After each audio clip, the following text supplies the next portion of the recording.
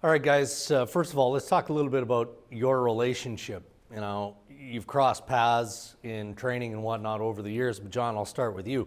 How well did you know Auston Matthews before reaching out, perhaps prior to making your decision, or soon after making your decision, reaching out to him?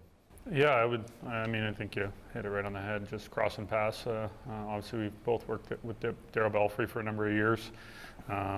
So I think just some of that around the rinks and whatnot. So, but during the interview process, Auston reached out and was great, very open, and very adamant about what things are like here and the potential, and how I could be a fit, and him, I guess, reassuring just really how great it would be for us to play together, and that potential, that opportunity, and where the team's headed. And Austin, safe to say, during that interview period, you would have been openly campaigning to get John to come to Toronto. Yeah, of course. I mean, anytime you can add a great player, especially free agent-wise, you definitely want to do that, and not too many players like John's caliber come around every too often, especially unrestricted free agents. So I definitely wanted him to know that I wanted him here, the team, everybody else wanted him here, and we're really trying to build something special here, and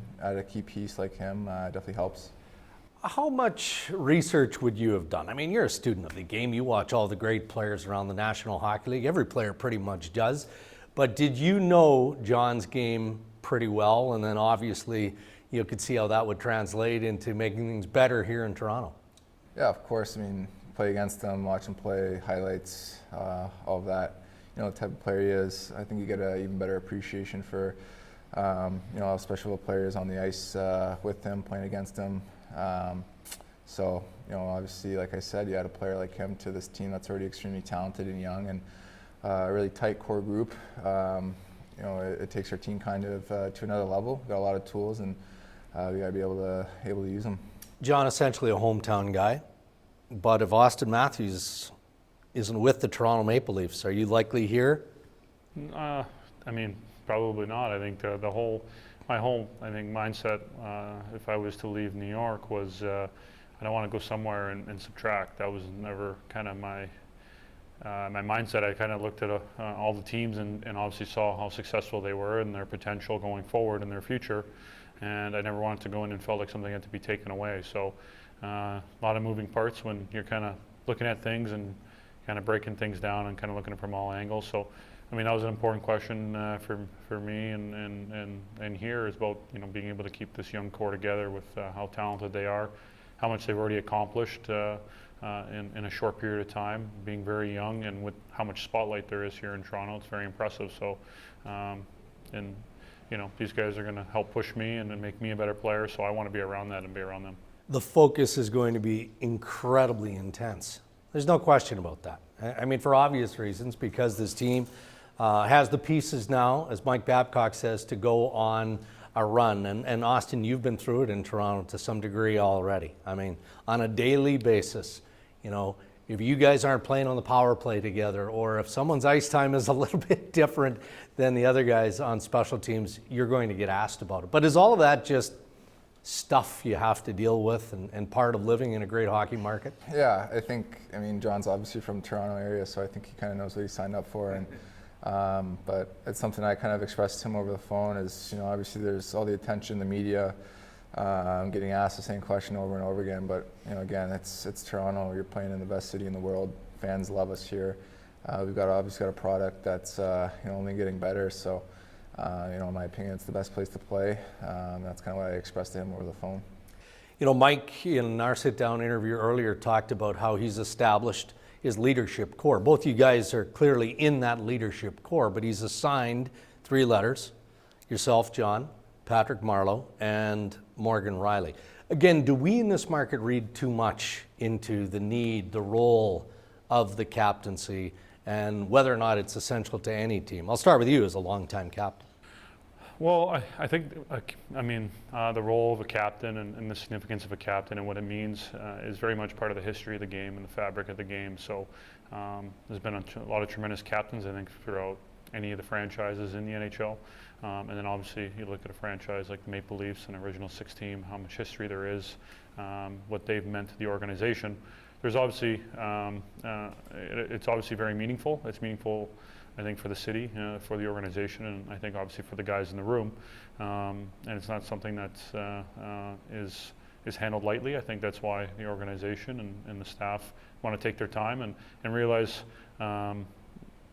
that with what we believe, obviously a great future, and with the veteran guys we have, and obviously a great young core, let's just kind of get everyone kind of going together, grow and learn from each other, and kind of let that kind of happen as it comes. There's no need to rush or force it, and there's so many great people in the room already from what I've seen and talking to many of the guys over the summer, and from my experience as a captain, I had to lean on so many people when I was in New York. So many players in the room were so vital for me.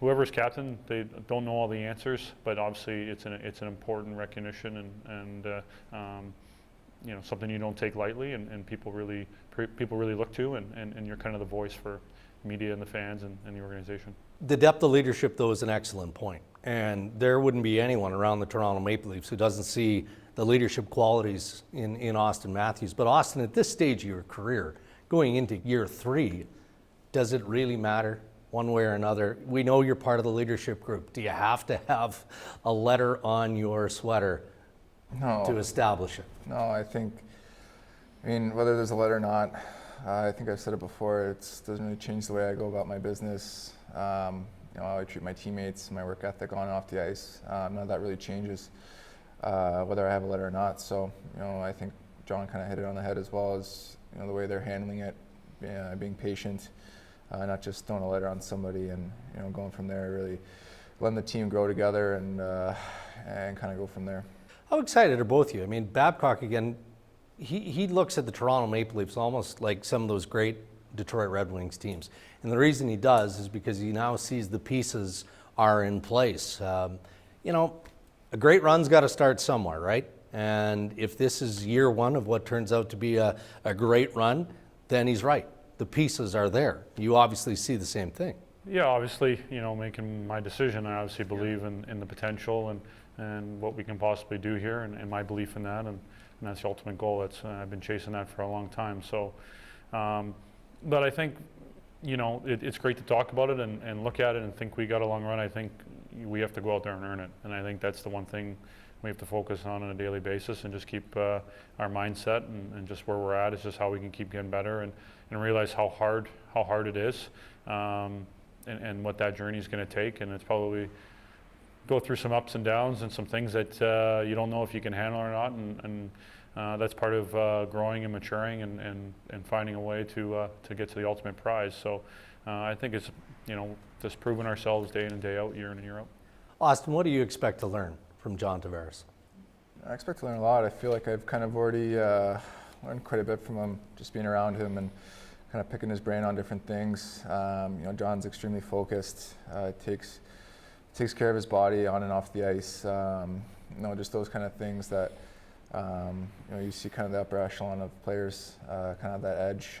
They're really focused on different things, not just on ice performance, but taking care of their body and making sure that they feel as good as possible every night. So, he's got a lot of experience in this league. He's been a captain for quite some time in New York, and not only for myself, I think a lot of the younger guys, all of us can learn quite a bit from him. Will you learn from the business side of things as well? I mean, you're in the final year of your contract. It seems like a foregone conclusion that you want to be in Toronto for as long as you can be, but he just came through what is a difficult process. Yours is unique in that you're a restricted free agent coming out of your entry-level deal, but just the mechanics of that, the thought process, that sort of thing. Will you talk, or have you talked to John about it? No, not really. I think it's kind of different situations, but like you said, I want to be in Toronto. I love playing here.